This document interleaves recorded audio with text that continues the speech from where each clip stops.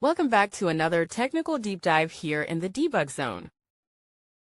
Today we're tackling a big question and breaking it down with us from other users. Hopefully this clears up some misconceptions and helps you get the answer you need. So buckle up, stay a little curious, and let's jump right in.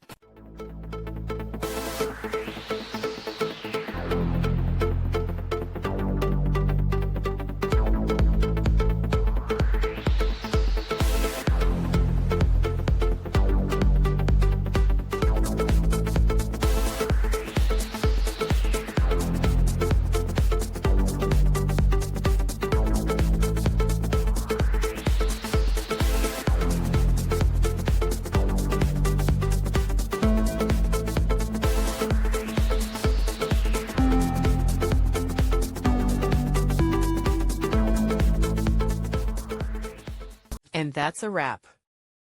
I hope you found the answer you were looking for.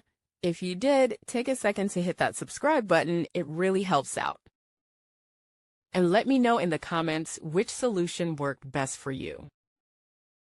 See you next time in the debug zone.